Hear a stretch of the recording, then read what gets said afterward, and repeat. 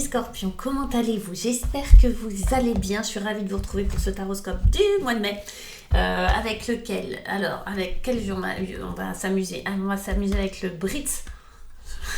Mercure rétrograde. Britz, troisième œil. Tarot, il a bon dos Mercure. Voilà, qui est un petit jeu comme ça, sympa, kawaii, un peu manga, très sympa. Et puis les 22 arcanes du tarot de Marseille que j'adore. Pendant que je fais votre tirage, les scorpions, je vous rappelle que vous pouvez me joindre pour avoir une consultation, des consultations, c'est quand vous voulez. En général, je propose deux formules, une formule de 30 minutes où on voit une ou deux questions, ou une formule d'1 heure, où là on voit tout, d'accord? C'est complet. Vous pouvez me poser les questions que vous voulez. Donc, plusieurs façons de me joindre, par mail, par les réseaux sociaux. Vous pouvez aussi voir ma page Astro Center si vous voulez me joindre par là. C'est possible aussi. Ok, 2 arcanes majeures pour vous aussi, les scorpions. Voilà, mon site pour aller voir les tarifs. Et puis voilà. Et puis n'hésitez pas à aller voir votre signe ascendant et votre signe lunaire, les scorpions. Ok, allez, on va aller voir. On commence. Alors, mois de mai un peu, on va voir. Ça finit bien. C'est un mois de mai peut-être un peu compliqué pour vous, les scorpions, mais c'est pas mal du tout. On va aller voir. Sur le 5 de Pentacle, pourrait y avoir sur ce début mai soit des petits stress financiers, matériels, soit des petits stress autour de la notion de valeur, de votre valeur, de vos valeurs, de ce que vous valez. Vous voyez, là il y a l'idée de la perte ou d'avoir été mis sur le banc de touche ou ce genre de choses. Donc ça peut être plusieurs choses. C'est soit vous vous dépréciez, d'accord, il y a un sentiment de pas être à la hauteur, c'est possible. Soit il y a des regrets, il y a eu des pertes matérielles, très concrètement parlant, ça manque de pognon, ça manque de bien matériel, il y a peut-être des pertes, de l'argent qui est sorti, ce genre de choses. Là on est autour de la notion de toute façon de ce qui a de la valeur pour vous, donc que ça soit métaphorique ou très concrètement parlant. Et avec du regret, avec quelque chose qui est un peu chagriné, vous voyez. On est accompagné par ailleurs de l'empereur qui lui, il va venir vous soutenir. Alors c'est l'inverse, l'empereur, c'est un peu l'inverse. L'empereur c'est assez drôle, mais c'est la sécurité concrète, matérielle.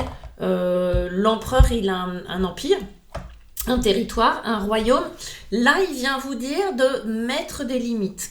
Là, il vient vous rappeler que votre territoire doit être bien gardé et que vous devez mettre des limites, que vous devez apprendre à dire non, que vous devez vous mettre des limites. S'il s'agit de la santé, il peut s'agir de la santé là aussi, hein, d'accord, vous êtes fatigué, vous n'êtes pas en forme, vous avez eu une maladie, quelque chose.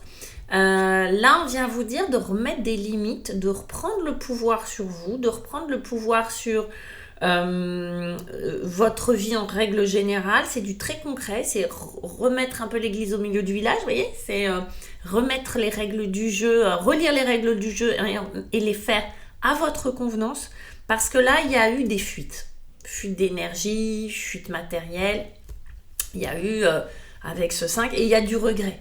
C'est peut-être j'ai trop donné, j'ai pas assez reçu. Du coup, l'empereur, il vient venir vous aider à mettre des limites. Il va vous aider à dire non, là où il faut dire non. Il va vous aider à vraiment baliser le terrain. Lui, c'est exactement ce qu'il veut. Il n'a pas peur, il a confiance en lui. Et il n'a pas de regret, il fonce, d'accord? Il mène ses troupes. Pourquoi on nous raconte ça? Parce qu'en face, on a... Donc, arcane majeur, évidemment, puisque c'est que des arcanes majeures avec lui, avec le pendu, mais on a le soleil. Le soleil, comme ça, dans cette position-là, peut nous parler d'une autorité. peut nous parler de quelqu'un d'extérieur à vous, d'une autorité ou d'une société, d'une entité comme ça qui a de l'autorité et qui viendrait vous faire peur, vous coincer, vous faire peur, vous paralyser, vous faire en sorte que vous ne vous posiez pas les bonnes questions, faire en sorte de vous tétaniser. D'accord? Ça peut être ça. Donc ça peut être un partenaire dans une vie à deux, un ou une partenaire. Ça peut être un patron.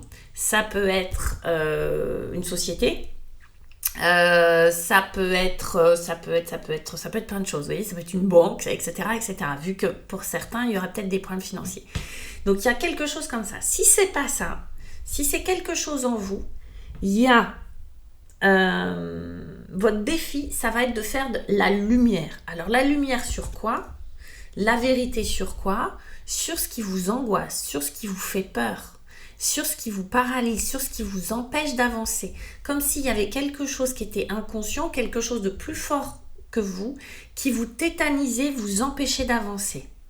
Vous empêchez d'accéder à cette sécurité que vous souhaitez. D'accord? Parce que là, il y a besoin de sécurité. En fait, il y a eu de l'insécurité, il y a besoin de sécurité.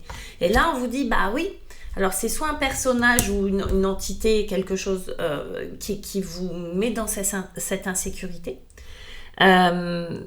Soit c'est à l'intérieur de vous et peut-être c'est mais besoin de faire la lumière sur ce qui vous fait peur, sur ce qui vous paralyse, sur ce qui vous empêche de passer à l'action. Parce que là, avec le pendu en défi, on sent bien qu'il y a un problème pour passer à l'action, que c'est compliqué pour vous.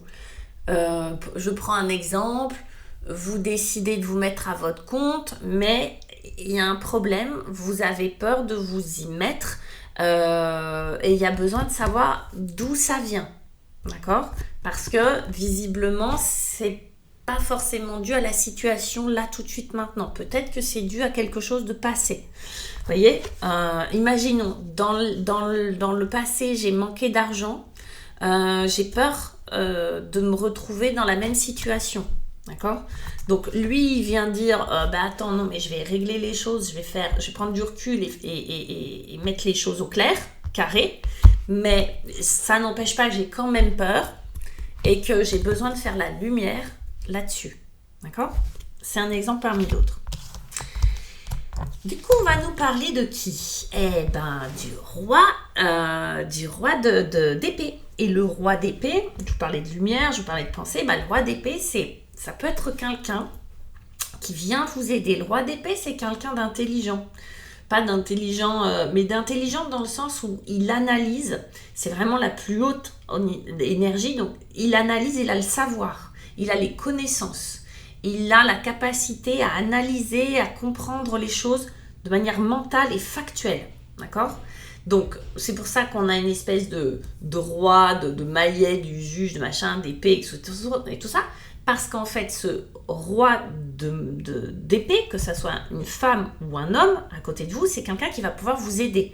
Un avocat, un banquier, un conseiller fiscal, un juriste, je sais pas quoi, un comptable, quelqu'un qui est spécialisé dans son domaine et on n'est pas dans l'émotionnel, on est dans le factuel, on est dans le mental. Quelqu'un qui vient vous aider là à consolider l'empereur, d'accord, dans les nouvelles règles du jeu qu'il a envie de s'inscrire, et à faire la lumière. C'est-à-dire, c'est comme si vous étiez un peu perdu. Alors, le pendu, c'est ce qu'il représente, hein, c'est un peu, je suis paumée, là, je ne sais pas par où avancer, je ne sais pas par quel bout commencer. Lui, il vient factuellement vous rassurer.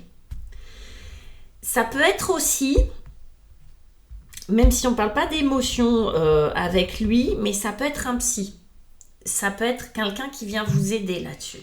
D'accord ? Ça peut être, en tout cas, c'est quelqu'un, un conseiller qui vient vraiment vous aider à faire la lumière dont vous avez besoin. Et la lumière dont vous avez besoin, bizarrement, elle va passer par l'exploration. Évidemment, on va mettre les pieds dans l'ombre. D'accord ? On ne va pas pouvoir nettoyer les tables sans mettre les pieds dans la boue. Vous comprenez ? Et pour faire la lumière, il faut d'abord pénétrer dans les zones d'ombre, dans la part inconsciente, qui elle a une bonne raison de fonctionner comme ça, de vous faire peur. Peut-être parce qu'il y a eu des expériences passées traumatisantes, peut-être parce qu'il y a eu des suggestions à répétition qui ont fait qu'on ne s'autorise pas à, ou on a peur de, d'accord? Donc, cette personne-là vous aide à explorer cette part-là de vous, cette part sombre.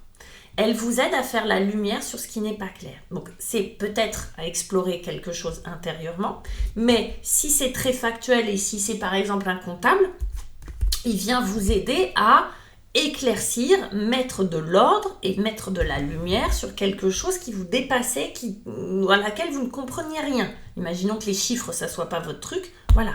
Si on est dans une histoire de divorce, c'est possible pour certains de séparation, il y a un avocat qui vient vous aider à faire la lumière sur ce que vous pouvez ou pas faire. Ok? Du coup, ce qui est chouette, c'est qu'on a la libération qui sort. On a le fou. Alors, vous voyez, là, il est représenté comme un bébé. Un bébé qui flotte. Un bébé qui flotte avec le signe de l'infini, de la perfection. Signe 8 qu'on retrouve aussi sur le chapeau du battleur, qu'on retrouve dans la justice, le 8, etc. Qui est l'idée de la perfection. Mais le fou, là, va nous parler de quoi? Avec le jugement, donc la renaissance. Va nous parler d'une libération, de retrouver un état, alors c'est mignon, ils l'ont fait comme un bébé, mais un état de confiance originelle un peu, voyez, un état de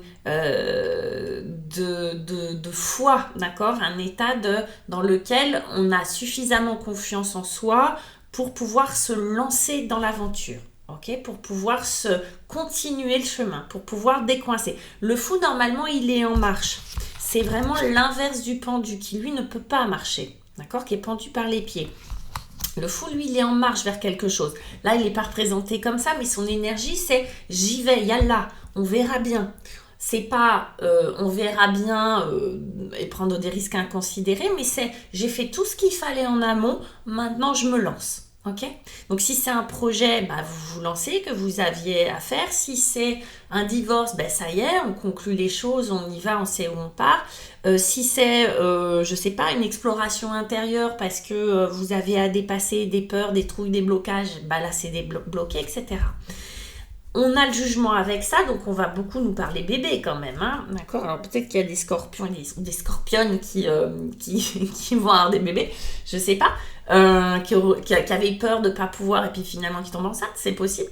Mais en tout cas, on a le jugement qui vient nous parler du coup de renaissance. Oui, quand on se libère, quand on arrive à faire la lumière, d'accord, on retrouve confiance et on a peut-être le sentiment d'un nouveau départ. D'une renaissance, d'un éveil, d'une nouvelle compréhension des choses, d'une nouvelle, comme si on franchissait une dimension, comme si on avait accès à une autre dimension de nous, une dimension peut-être plus spirituelle, une dimension plus élevée, et qu'on pouvait, changer de tableau. Vous savez, un peu comme dans les jeux vidéo, tableau 1, tableau 2, tableau 3, à chaque fois, à la fin du tableau, on a un gros méchant à combattre. Bon, là, on l'a combattu, on l'a vaincu, et on passe à l'autre tableau, d'accord, une élévation. Et je parle des jeux vidéo, de spiritualité, vous me suivez. Donc, vous voyez, comme si on pouvait renaître. Donc, pour ceux qui se séparent définitivement, et c'était leur souhait, renaissance, c'est une nouvelle vie, c'est une nouvelle naissance. Pour ceux qui ont fait une exploration intérieure, c'est une nouvelle naissance, une nouvelle vie qui s'ouvre à vous, etc., etc. Ok ?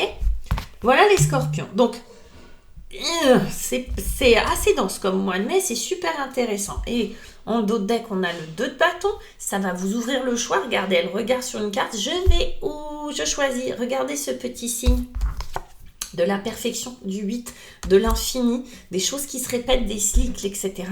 On change de cycle, on a à cœur de quelque chose de bien pour soi, c'est vraiment ça. Et le 2 de bâton, quelle direction ? En fait, je prends quelle direction? Donc, on étudie, là, ça nous ouvre les possibilités. Le fou, il se dit, ok, je vais où avec ça? C'est super bien. Et puis, l'étoile, qui va nous parler aussi de sens, de trouver sa place dans le monde, d'être bien dans son corps, d'être à l'aise avec soi-même, de ne pas avoir besoin de se cacher de quoi que ce soit pour être soi-même. Et puis, regardez, elle est enceinte, donc j'ai des bébés pour certains ou certaines. Allez, je vous embrasse, mes petits scorpions. N'hésitez pas, alors mettez-moi des pouces, hein, ça aide la chaîne, ça me fait plaisir. Franchement, ça me fait plaisir. Et puis, mettez-moi vos partages, vos commentaires en partage. Ça me fait aussi chaud au cœur. Salut les scorpions, ciao.